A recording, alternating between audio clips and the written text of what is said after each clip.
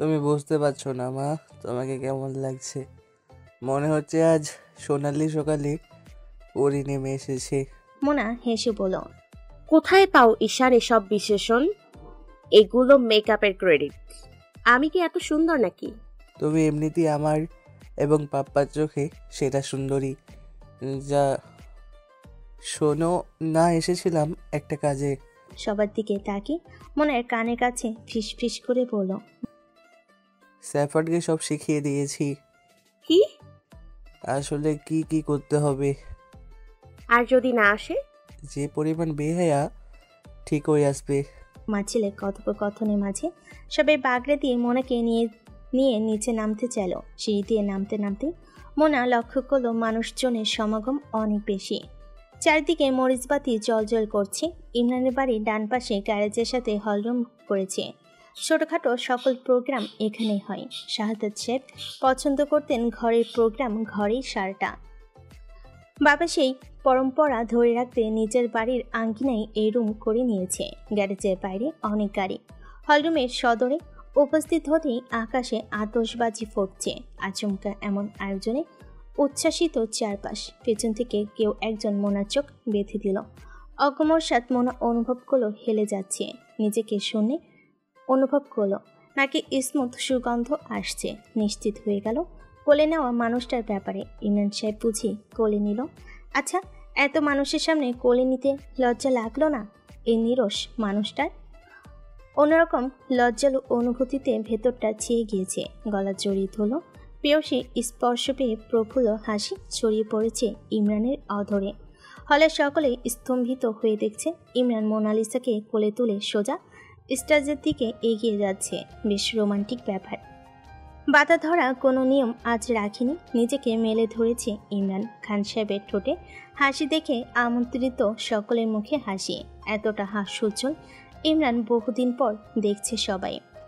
স্টেজের কাছাকাছি এসে মোনাকে দাঁড় করিয়ে দিল। আলতো হাতে মোনার চোখ খুলে দিল। পিটপিট করে চোখ খুলে ইমরানের দিকে তাকিয়ে মিষ্টি হাসলো মোনা। ইমরান মোনাকে ঘুরিয়ে দিল। ঘুরে মোনা যা দেখলো তা অবিশ্বাস্য। নিজের চোখকে বিশ্বাস করতে পারল না। সকলের মুখে হাসি, একমাত্র মোনার চোখে জল। বিড়বিড় করে দুবার উচ্চারণ করলো বহুল প্রত্যাশিত ডাক। ঝাঁপিয়ে পড়ল বাবার বুকে। মিনাজ মেয়েকে জড়িয়ে ধরে কেঁদে দিল। ইমরানের চোখের কোণে অশ্রু। এ যেন খুশির ক্ষণ। পকেট থেকে টিস্যু বের করে কয়েক পা পিছিয়ে গিয়ে চোখের পানিটুকু মুছে নিল। মিনহাজের মাথায় ক্যাপ। চুল সব পড়ে গিয়েছে। মোনা বাবার দিকে তাকিয়ে দেখল বাবা কয়েক মাসে একেবারে শুকিয়ে গিয়েছে। অনেক পরিবর্তন, তবুও বেশ সুন্দর লাগছে। বাবার বুকে মাথা রেখে কাঁদতে কাঁদতে বলল, আমি আজকের দিনের জন্য তোমাকে চেয়েছিলাম বাবা। আল্লাহ আমাকে তোমাকে দিয়েছে। কিছুতেই মন স্থির করতে পারছিলাম না। মিনাজ মেয়ের চোখের পানি মুছে বলল, সব ক্রেডিট তোমার ইমরান সাহেবের এবং ঈশানের শাহজাদি। ওরা লোক পাঠিয়ে ধরে বেঁধে আমাকে এনেছে দেশে। মোনা ইমরানের দিকে তাকিয়ে আস্তে করে বলল, ধন্যবাদ। ইমরান হাসছে। সবাই চলে এসেছে। আত্মীয়দের ভিড়ের কেন্দ্রবিন্দু হয়ে উঠল মিনহাজ। মিনহাজ ভিড়ের মাঝে ঈশানকে ডাকছে। ঈশান কাছে আসতে জড়িয়ে ধরল। ঈশান মিনহাজের দিকে তাকিয়ে বলল, নানা ভাই, থ্যাংক ইউ আমার কথা দেখার জন্য। মিনহাজ ঈশানের কথা রাখতেই থাইল্যান্ড থেকে চলে এসেছে। ঈশানের এক কথা, তুমি আসবে, নয়তো আমি এসে তোমাকে নিয়ে আসবো। মায়ের মন খারাপ আর সহ্য হচ্ছে না আমাদের। ইমরানের শক্তপোক্ত জবাব, চিকিৎসা দেশে বিদেশে দুই জায়গায় করা যাবে। নিঃসঙ্গ ওখানে পড়ে থেকে জীবনের মানে হারিয়ে ফেলার অর্থ নেই। ইমরান এক পাশে দাঁড়িয়ে বাকিদের সাথে কথা বলছে।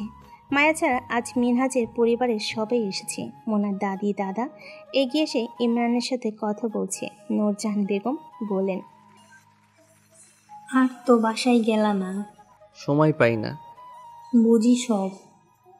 ঘরে তো এমন অনেক ঝামেলাই হয়, তাই বললা আমগরে বুইল্লা যাইবা না তো আজ জামাই। ইমরান খানিকটা হেসে বলল, মন থেকে নাচ জামাই হিসেবে মেনে নিয়েছেন? মামুন সাহেব বললেন, আমি শুরু থেকে মেনে নিয়েছি, কারণ আমার নাতনির জন্য এমন একজন জমিদারই আমরা চেয়েছিলাম। নয়ন মাঝে টপকে বলে, খালাম্মা নাচ জামাইয়ের উপহার দেন। ইমরান হক চুকে গেল। কিসব কথাবার্তা? নূরজাহান বেগম হেসে বলে, হ দিমু তো উপহার আছে, গড়ে যাইয়া দিমু। বড় উপহার আদরের নাতিটাই তো দিয়া দিলাম, গড়টা খালি লাগে। ইমরান হাসছে। গল্পে আড্ডায় মেতে উঠেছে হলরুম। চয়ন এসেছে, সাথে এহসান।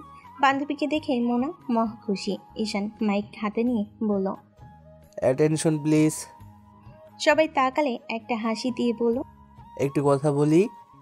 সকলে মনোযোগ সেই দিকে। ঈশান সবাইকে উদ্দেশ্য করে বলল, আমি Ishan, Imran son of Imran Sharif and Monasha Iqbal. আজকের আকর্ষণ পাপ্পা বা মা নয়, আমার কাছে নানা ভাই। যেদিন পাপ্পা মায়ের বিয়ে হয় তার পরের দিনই তিনি আমাদের ছেড়ে থাইল্যান্ড পাড়ি দিয়েছেন। ব্যাপারটা খুবই স্বাভাবিক, যেহেতু ওনারা বিজনেস করেছে যেতেই পারে। আমি পাপ্পার অনেক আদরের, পাপ্পা ছাড়া থাকতে পারি না। মায়ের অবস্থা একই, যেহেতু নানিমা নেই, বড় হয়েছে নানা ভাইয়ের কাছে, তাকে ছাড়া। এক ছাড়া নতুন শ্বশুর বাড়ি, সব মিলিয়ে কিছুটা সময় লাগার কথা। আমি মায়ের কষ্টটা নিতে পারছিলাম না, বাধ্য হয়ে সবাইকে রাজি করিয়ে নানা ভাইকে দেশে আনাই। নানা ভাই দেশের বাইরে থাকার কারণটাও বিশেষ হয়তো আস্তে ধীরে জানতে পারবেন। আসার সম্ভাবনা ছিল না, কিন্তু আপনারা জেনে ভীষণ অবাক হবেন, এত কিছুর মাঝেও মা খুব সাবলীলভাবে সংসার সামলে নিয়েছে। আমাকে অনেকেই বলে নিজের মা ফেলে সৎ মায়ের জন্য এত টান ভালো না। সত্যি বলছি, এই স্টেম মা আমার জন্য যা করেছে, আমার নিজের মা এক জীবনে তা করতে পারতো না, পারবে না। আমার জীবন বাঁচাতে নিজে মরতে বসেছে। ভাবুন তো, কেউ কীভাবে আরেকজনের বাচ্চার জন্য এতটা অকুল হয়। বন্ধুরা মজা করে বলে, তোর নতুন মা তো তোকে দুদিন পর আর পাত্তাই দিবে না। আমি তখন হাসি, বোকাদল জানেই না মায়ের অর্থ। মা সত্তা নারীর মাঝে জাগাতে হয়, সেই সত্তা জাগ্রত হলেই নারী মা হয়ে যায়, তাকে বাচ্চা জন্ম দিতে হয় না। আমি আজ সবচেয়ে বেশি খুশি পরিপূর্ণ পরিবার পেয়ে। আমার পাপ্পা আমার সেই ছোট থেকে তিলে তিলে বড় করেছে। আপনাদের বেবিদের মতো আমি সোনার চামচ মুখে নিয়ে বড় হইনি, পাপ্পার কোলে মানুষ হয়েছি। পরীক্ষা দিতে দিতে পাপ্পা খাইয়ে দিয়েছে। জ্বরের সময় পাপ্পা বিশ্রাম নিতে ভুলে যেত, আমার প্রতি যেন অবহেলা না হয়। রাস্তার অবধি থেকেছে আমার জন্য। পাপ্পা আমার জন্য ওয়ান ম্যান আর্মি। এখন পাপ্পার কাজগুলো মা করে। মা আমার বেস্ট ফ্রেন্ড। আমি কতটা লাকি ভাবুন তো। কাকন এসেছে আজ দাওয়াতে। মোনা এবং ঈশান দুজনেই তাকে ইনভাইট করেছে। ইমরান নিষেধ করেনি ছেলের আগ্রহ দেখে। কাকনের মনে হলো ছেলে নিজ থেকে ইনভাইট করেছে, আজ কথাগুলো শোনাবে বলে। ব্যর্থ মা মাথা নত করে আছে। অনন্যা পাশে দাঁড়িয়ে বলছে, একদম ঠিক হয়েছে তোর মতো বেহায়ার জন্য। আমি এসব প্রাপ্য। অনন্যাকে উপেক্ষা করে ঈশানের কথায় মনোযোগ দিল। ঈশান পুনরায় বলল, পাপ্পা আমি তোমার কাছে কিছু চাইবো, দিবে? ইমরান ছেলের পাশে দাঁড়িয়ে মাথা ঝাঁকালো। ঈশান হেসে বলল, মা সম্পর্কে কিছু বলো, না বলা কথাগুলো প্রকাশ করো। বাবার হাতে মাইক দিয়ে মায়ের কাছে দাঁড়ালো। মোনা মিনহাজের পাশে দাঁড়িয়েছিল। ইমরান ছেলের দিকে তাকিয়ে মাইক্রোফোন হাতে নিয়ে ভাবছে কি বলবে। বাবার খোলসটা খুলতেই ছেলের এই আয়োজন স্পষ্ট বুঝতে পারছে। খানিকটা সময় নিয়ে বলল, প্রথমে সবাইকে অনেক ধন্যবাদ আজকের জন্য। তৎক্ষণাৎ আয়োজন এই প্রোগ্রামের, তেমন কোনো পরিকল্পনাই ছিল না।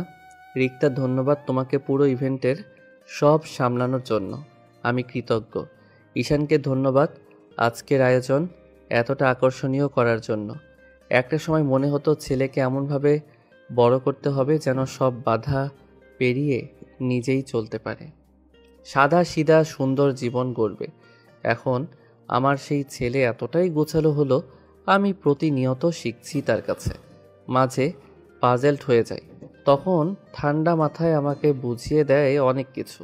অনেক কথা বলতে পারি না, কাজের কথা বলতে ক্লান্তি লাগে না, কিন্তু অন্য ক্ষেত্রে এই যে অনুভূতি প্রকাশের জন্য বলল মা সম্পর্কে বলতে, আমি বুঝতেই পারছি না কি বলবো ওর মা সম্পর্কে। মোনার দিকে ইমরান তাকালো, মিনহাজের দিকে তাকালো।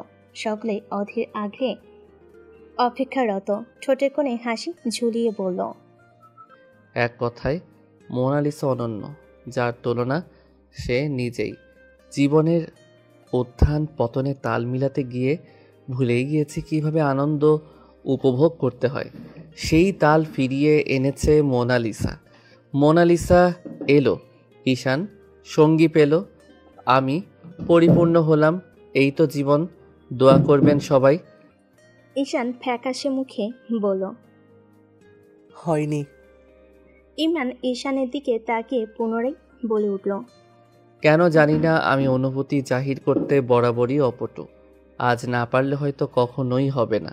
মোনালিসা, আমার জীবনের প্রথম নারী তুমি নও, তবে তুমি সেই শ্রেষ্ঠ জীবন সঙ্গী।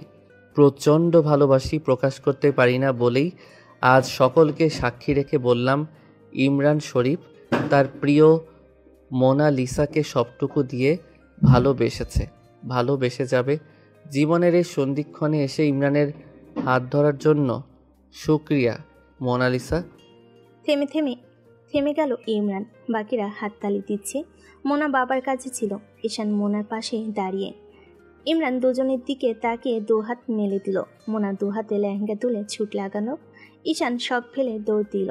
দুজন আশ্রে পড়ল ইমরানের বুকে। এই দৃশ্যটা দেখতে এতটাই আকর্ষণীয় আদুরে ছিল যে সবে হেসে উঠল একসাথে।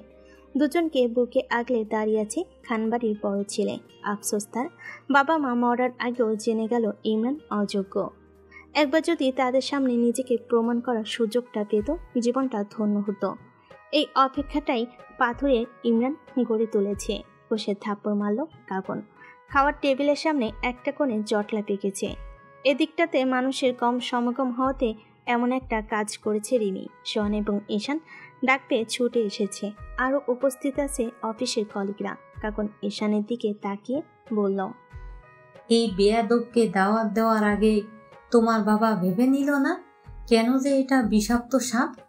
তামান্না এগিয়ে আসলে তামান্নাকে বলল, ওকে ধরে রেখো ঈশান, সোয়ান খেয়াল রেখো, আমি আসছি। কাকন সোজা হেঁটে মোনার কাছে চলে আসলো। মোনা স্টেজের পাশটাতে ছিল। ইমরানের বুয়েটের বন্ধুরা কথা বলছিল। কাকন সকলের সামনে মোনাকে উঠিয়ে বলল, এদিকে আসো তো মোনা। হতবাক সকলে। ইমরান দূর থেকে লক্ষ্য করে আগাতে চাইলে কাকন হাতের ইশারায় বারণ করে। মোনাকে একপাশে দাঁড় করিয়ে বলে, একটু আগে জুস পড়েছিল ওনাতে, খেয়াল করেছো? মোনা মাথা নেড়ে বলল, হ্যাঁ মুছে নিয়েছি, একটা বেবি ভুলে ফেলেছে, ওয়াশে দিতে হবে। ওটা জুস না, কেরোসিন ছিল। রিমি ফেলতে বলেছে ওই বাচ্চাকে। হাতের মধ্যে লাইটার নিয়ে ঘুরছে অঘটন ঘটাবে বলে। আমি জানতাম আজকে এমন কিছু করবে। ফোন দিয়ে আমার সাথে এইসব আলোচনা করেছে। লজ্জাবোধ তো আমারও কিছু আছে। ছেলের অপমান সহ্য করতে আসতাম না। শুধুমাত্র বেয়াদবটা অন্যায় করবে জেনেও চুপ থাকতে পারিনি বলে এসেছি। এত বড় দুর্ঘটনা পরিকল্পনা করবে জানা ছিল না।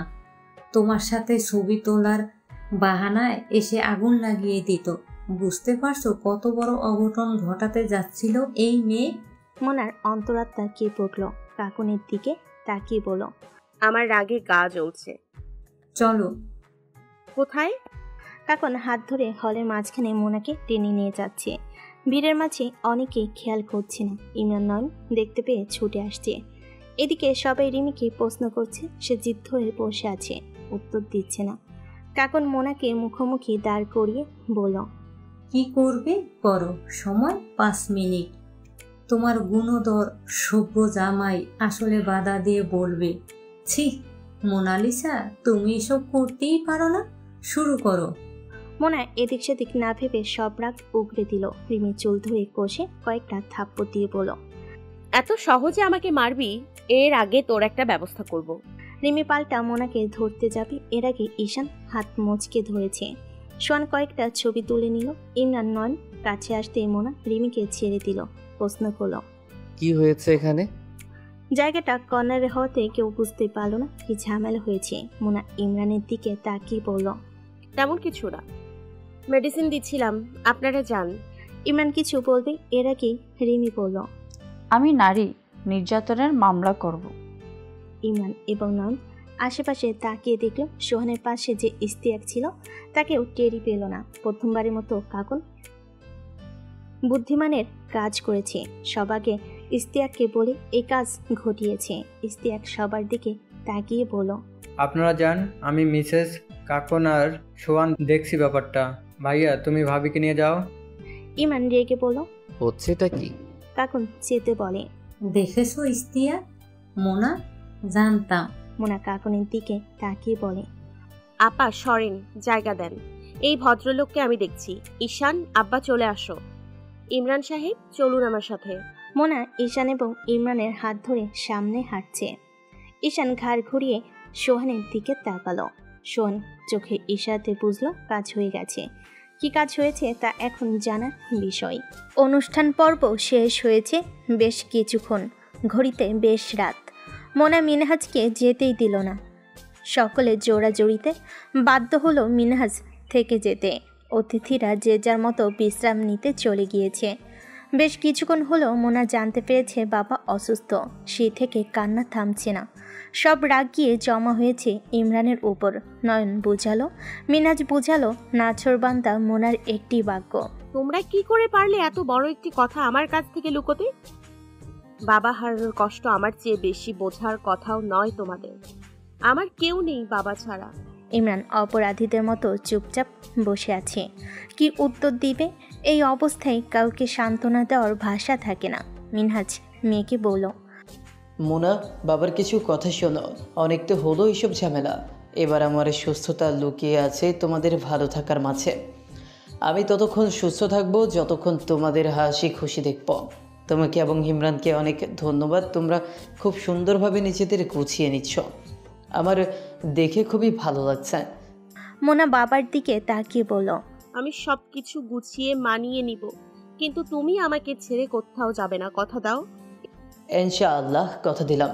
অনেক রাত হয়েছে, এবারে শুতে যাও। পোশাক ছাড়ো। ইমরানের নিশ্চুপতা এখনো ভাঙেনি। মোনা রুম থেকে বের হয়েছে পোশাক ছাড়ার জন্য। মিনহাজ নয়নের দিকে তাকিয়ে বলল, ইমরানের কি হয়েছে রে? এমন চুপচাপ সব শুনছে।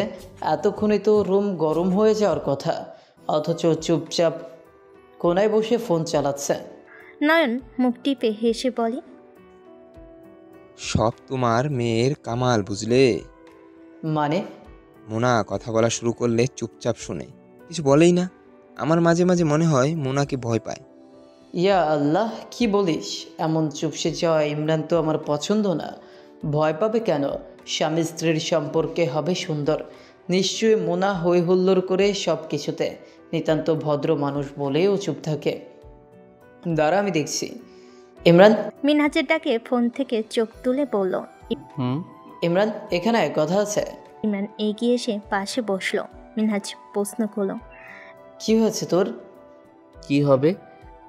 এত নীরব যে? না, এমনি তোমরা কথা বলছিলে তো, তা দেখছিলাম। মোনা কি অনেক জ্বালায়? না, জ্বালাবে কেন? ভালো আছিস তুই? একজন বাবার চোখে মেয়ের জন্য, তার সংসারের জন্য দুশ্চিন্তা যেন ফুটে উঠেছে। মিনহাজের হাত দুটো ধরে আশ্বাস দিয়ে বলল, খুব ভালো আছি, আলহামদুলিল্লাহ। চুপ করেছিলাম কারণ দোষ তো আমারও ছিল। এতদিন জানাইনি, ব্যাপারটা খুব খারাপ করেছি। নিজের মাঝে অপরাধ বোধ কাজ করছিল। ঈশান আমাকে বারবার বলছিল, papa, we are committing kind of crime. Ishan ছোট মানুষ, অনেক কিছুই বোঝে না। আরেকটা কথা যা বুঝলাম, ও মোনার নেওটা। মোনার কষ্ট পাবে এমন কিছু সে হতেই দিবে না, তাই আবেগ থেকে এসব বলছে। যাই হোক, নিজেদের মধ্যে সব মিটিয়ে নে। আমি ফিরে যাবার আগে। কোথাও যাওয়ার প্রয়োজন নেই এখন। সময় হলে সবাই মিলে যাব।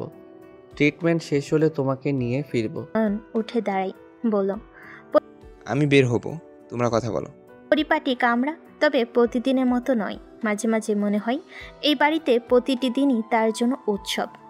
এক একটি দিন এক এক রকম সুন্দর। ঈশান মায়ের সাথে কয়েকটি ছবি তুলে বলল। মোনা হেসে বলল, এসব করতে কে বলেছে শুনি? তোমার পাপা দেখলে বকা দেবে না?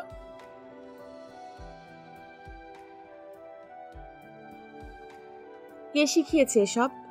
ঈশানের ঠোঁটের কোণে মলিন হাসি, নির্লিপ্ত উত্তর। মোনা ছেলের মাথার চুল এলোমেলো করে দিয়ে বলে, যাও শুয়ে পড়ো। রিমির সাথে আজকের ঘটনার পর রিমির অবস্থা দেখার মতো ছিল। তামান্না এবং চৈতি তাদের আলোচনার কেন্দ্রবিন্দু হিসেবে রিমিকে রেখেছে। সাদাব কলে সবাইকে বলল, আমার কেন জানি না রিমির জন্য খারাপ লাগছে। তিহান হেসে বলে। তামান্না বলল, তোর হয়তো রিমির জন্য সফট কর্নার আছে, ও একটা ভুল কাজ করলো। আমি অবাক হয়েছি এটা জেনে যে ও স্যারকে পছন্দ করতো স্যারের টাকা দেখে। এতদিন কি একটা ভ্রমে ছিলাম, ভাবতাম স্যার মেয়েটা স্যারকে বোধহয় সত্যি ভালোবেসে, অথচ আজকে জানলাম যা করছে নিজেকে স্যারের পাশে প্রতিষ্ঠিত করার জন্য। উফ, কি জঘন্য সাহস দেখেছিস বলে কি না নির্যাতন মামলা করবে? ওকে পুলিশে দেওয়া উচিত, এত ধূর্ত মেয়ে। আজ দিশা এক ভাইয়া না থাকলে বাকিরা ফেসে যেত। সাদাব উত্তর দিল, এত সহজ? ইমরান স্যারকে আমার সহজে ছেড়ে দেওয়ার পাত্রই মনে হয় না। ওপরে যতই ব্যাপারটা লাইটলি নিই, ওনার চোখের দিকে তাকিয়ে বুঝেছিলাম উনি কঠিন শাস্তি প্রস্তুত করছে। শাস্তিটা কি হয়তো সময় গেলেই বুঝতে পারবো। হাসছে। সকলের ওর দিকে ভস্য করা দৃষ্টিতে বলল, এভাবে হাসছিস কেন? হাসির কি হলো? হঠাৎ কুকুরটার কথা মনে পড়ল। ঈশানের কুকুরটা কত বড়, কিভাবে দৌড়ালো রিমিকে। রিমি পারছিল না শাড়ি কাপড় খুলে ছুটতে, আর একটু হলেই কামড়েই দিত। আচমকা সবাই হেসে দিল। ওরা যখন বেরিয়ে যাবে তখনই শেপার্ড রিমির পেছনে ছুটেছিল। এক পর্যায়ে সোহান এবং ঈশান গিয়ে সামলে নিয়েছে। পরশু থেকে রোজা, রিমির লাস্ট ডেট অফিস। ইমরান জানিয়েছে এসে যেন সব ফর্মালিটিস পূরণ করে নেয়। আজ মনের খুশি দিন। বাবা ফিরে এসেছে, তবে সাথে নিয়েছে ক্যান্সারের মতো ভয়াবহ রোগ। দায়িত্ব বেড়ে গেল। সংসার, স্বামী, সন্তান এবং বাবা সব সামলে মোনা কি পারবে? আকাশের তারাগুলো আজ কিছুটা দৃশ্যমান, জ্বলছে মিটমিট করে। খুব মনে পড়ছে মায়ের কথা। মনে মনে মাকে প্রশ্ন করল, চলে গেলে মা? কেঁদেছি, কষ্ট পেয়েছি, তবুও বাবার কোল ছিল। আজ কেন নিঃসঙ্গ অনুভূতি ছড়িয়ে দিলে? নিয়ে যেতে চাও বাবাকে তোমার কাছে? যেও না মা, আমি পুরোপুরি এতিম হয়ে যাব তো, কেউ থাকবে না আমার। দু চোখের পানি ঝরছে টুপটাপ। আইরিন আপা, রিক্তা মামি, সালমা চাচি, তুষি, সবার কথাগুলো মাথায় ঘুরপাক খাচ্ছে। কিছুক্ষণ আগে বুঝিয়ে গেল সংসারের মায়ার ব্যাপারে। রিক্তা বলেছিল, ইমরান ভাই তোকে কতটা আগলে রাখে তুই জানিস না। তোর জন্য সব ছেড়ে 1 বছর নিজেকে কষ্ট দিয়েছে। নয়নকে ফোন দিলেই বলতো আমি আর পারছি না। ঈশানকে নিতে চাইতো না ইতালি, কারণ বাচ্চাটা বুঝে গেলে লজ্জায় পড়ে চাপে। ঈশানের বাড়ন্ত বয়স, তোকে ভালোবাসা প্রকাশ করেনি, তাই বলে এই নয় যে বাসে না, বরং এটা বলতে পারিস এতটাই বাসে যে তোর কিছু হলে নিজেকে সামলাতে পারে না, ছটফট করতে শুনেছি তোর অসুস্থতার দিনগুলোতে। তুই দেখেছিস কখনো? মোনা দুপাশে মাথা নেড়ে বলে, আমি সব সময় শান্ত দেখেছি। সালমা হেসে বলে উঠল, বের করে আন ওনার ভেতরে থাকা স্বাভাবিক মানুষটাকে। এতদিন আসছিস অথচ বুঝতে পারলি না স্বামী কি চাই। বলল, ভাইয়া বেবি খুব পছন্দ করে ভাবি, মজা না, সত্যি বলছি। মোনা মনোযোগ নিয়ে তাকালো তুষির দিকে। তুষি বলল, ভেবে দেখতে পারো তুমি সম্পর্কে বড় আমার চেয়ে, এভাবে বলা উচিত নয়। তবুও বললাম যদি বেবি আসার পর তোমরা স্বাভাবিক হও। মোনা ধীর গলায় বলল, আমরা দুজনই স্বাভাবিক। আমি অনেক এক্সট্রোভার্ট, ইমরান সাহেব তার চেয়ে বেশি ইন্ট্রোভার্ট। তফাৎ এতটুকুই, দুশ্চিন্তা করো না। এতটুকু বলেই মোনা দম ফেল। কথাগুলো অনায়াসে বলে ফেলতো, ভেতরে কেমন যেন অস্থিরতা কাজ করছে। সকলে বেরিয়ে যাবার মুহূর্তেই সালমা মাথায় হাত রেখে বলল, নার্ভাস হোস না, তুই প্রচণ্ড নার্ভাস। মোনা ঘাড় কাত করে সম্মতি জানিয়েছিল ঠিকই, কিন্তু ঘাবড়ে আছে। প্রোগ্রামে ইমরান সবার সামনে ভালোবাসি বলাতে ভীষণ লজ্জা পেয়েছিল। 2 অপরাধীর মাথা নত। কখনো এভাবে বকা খাওয়া হয়নি। একে অন্যের হাত চেপে ধরে আছে। কক্ষের ভেতরে কি হচ্ছে তা সকলের অজানা। বাইরে দাঁড়িয়ে অপেক্ষারত পুরো বাহিনী। কক্ষে 2 আসামির অপরাধ তারা শেপার্ড নামক জার্মান ব্রিডটাকে রিমির পেছনে লাগিয়ে দিয়েছিল, যা অতি অনুচিত কাজ। তাতে কি, দুজনের মাথায় একটাই খেলা কাজ করেছে, রিমিকে শাস্তি দিতে হবে। এবং তারা সফল। তৎক্ষণাৎ সফল হলো কিভাবে যেন বাড়ির শাসক ইমরান খানের কানে চলে এসেছে শেপার্ড নিজের ঘর থেকে বের হয়ে আক্রমণ করেনি। রীতিমতো তাকে আজকের আক্রমণের জন্য 2-3 দিন ধরে ট্রেন করা হয়েছে। এখন সেই মাস্টার প্ল্যানের 2 মাস্টারের সাজা ঘোষণা করা হবে। ঈশান, তুমি কি জানো কতটা লো ফিল করাচ্ছ আমাকে? মানুষ কি করে এমন একটা হীন কাজ করতে পারে? ধমকে উঠল ছেলেকে। বাবার ধমকে কিছুটা ভয় পেয়ে সোহানের দিকে বারবার তাকাচ্ছে। বোঝা যাচ্ছে ভাইয়ের কাছে সাহায্য চাচ্ছে। এদিকে সোহান নিজেই কাচুমাচু অবস্থা। তীরটা সোহানের দিকে ধেয়ে আসলো এখন। আমি মানলাম ঈশান বাচ্চামো করেছে। তুমি কি বাচ্চা সোহান? কতটা চাইল্ডিশ ওয়েতে এমন একটা বাজে কাজ করেছো। সবচেয়ে বড় কথা, মেয়ে হিসেবে ওই মেয়ের সম্মান রাখলে তোমরা। এই শিক্ষা দিয়েছি আমি তোদের দুটোকে। মন চাইছে দুটোকে চড়িয়ে বাড়ি থেকে বের করে দিই। কেউ দোষ করলে দোষের শাস্তি দেওয়ারও টেকনিক থাকে। আমি আমার জীবনে শুনিনি কুকুর লাগিয়ে দেওয়ার কথা। সোহান একে অপরের দিকে তাকিয়ে ভীত সন্ত্রস্ত হয়ে গেল। এখন কি এই জাতরেল মানুষটা বাড়ি থেকে বের করে দিবে? তাহলে এত রাতে কোথায় থাকবে গিয়ে? ঈশান মনে মনে ভেবে নিয়েছে নয়নকে ফোন দিয়ে ওখানে চলে যাবে। দরজায় অনবরত ধাক্কা। প্রথম কয়েকবার উপেক্ষা করেছে, ধৈর্য হারিয়ে দরজা খুলে চেঁচিয়ে উঠল। কি সমস্যা? পেছনে বাড়ির মানুষ সব দাঁড়িয়ে আছে। দরজা ধাক্কা দিচ্ছে মোনা। এখনও মেয়েটা পোশাক ছানি হন্তদন্ত হয়ে বেরিয়েছে রাবিয়ার কাছে ঘটনা শুনে। মোনার দিকে তাকি বজ্র কণ্ঠে বলল, কি হয়েছে এখানে? কি? ইমরানের দিকে ভস্ম হওয়া নজরে তাকিয়ে সকলের সামনেই হাত দিয়ে ঠেলে সরিয়ে দিল। ইতস্তত বোধ করল ইমরান। তাকে একপাশে সরিয়ে হনহন করে ভেতরে ঢুকে সোহানার ঈশানের হাত ধরে বের করে আনলো কক্ষ থেকে। ছেলে দুটোর মুখ শুকিয়ে কাট।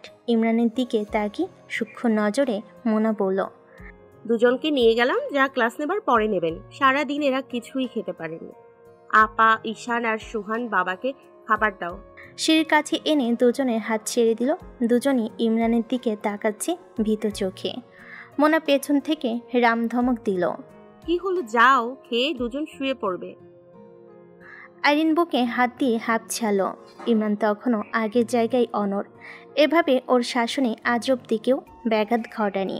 তুষি ঢোক গিলে ননাসকে বলল ফিস ফিস করে, আপা, ভাইয়া কি ভাবিকে সবার সামনে ধমকাবে? আইরিন শুকনো কাশি দিয়ে গলা ঝেড়ে নিল। মলিন চোখে তাকিয়ে শুধু 2 শব্দে উত্তর করল, তুষি আল্লাহ জানে। তুষি পুনরায় বলল, এখন যদি রোমের অবস্থা দেখে তাহলে তো সবাইকে বাসা থেকে বের করে দেবে। পালা এখান থেকে, বাকিদেরও নিয়ে যা। তুফান যে কোনো দিক দিয়ে আসতে পারে। তুফান যে কোনো দিক দিয়ে আসতে পারে। ইস্তিয়াক এগিয়ে এসে বলল, ভাইয়া, মানে মিনহাজ আঙ্কেল তো রুমে রেস্ট নিচ্ছে। এখন যদি তুমি রাগ করো তবে। ঠান্ডা গলা ইমরানের। সবাই শুতে যাও। একটু সামনে এসে মোনাকে জোর আওয়াজেই বলল, কাজটা ঠিক হয়নি। শাসন করার জন্য আপনাকে 20 মিনিট সময় ভেতরে দেওয়া হয়েছে। প্রসেস এত লেন্দি হলে তো ঝামেলা। 20 মিনিট কেউ আপনাকে বিরক্ত করেনি। কোনো কিছুরই ওভারডোজ ভালো নয়।